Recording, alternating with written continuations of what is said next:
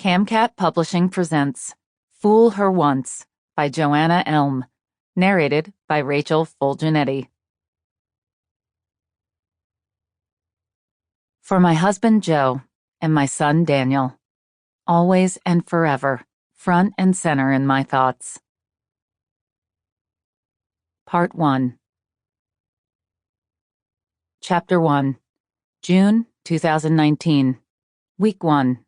Thursday. It took him 4 minutes to circle the block.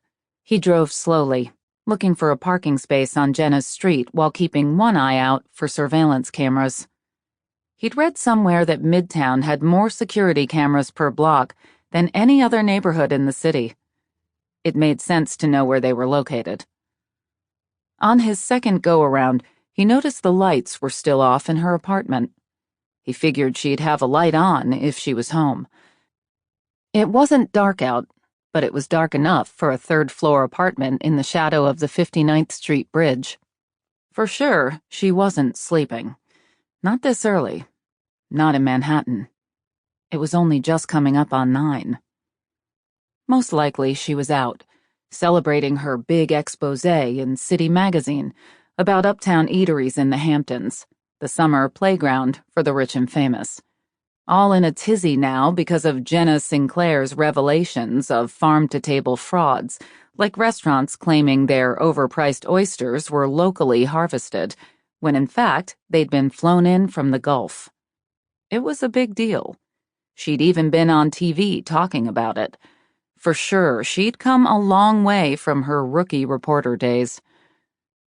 Deep in thought, he almost sailed past a spot opening up right across from her apartment building. But he slowed just in time and backed in, executing a perfect parallel park.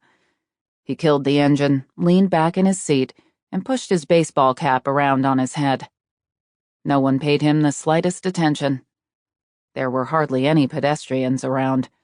This stretch of Sutton Place wasn't exactly busy, since the food emporium on the corner had closed its doors. That was good. He didn't want any witnesses when he confronted Jenna. He knew she wasn't going to like him turning up in her life like this. She wasn't going to like what he'd come to tell her. He hoped she wouldn't make a scene. He hoped things wouldn't get ugly.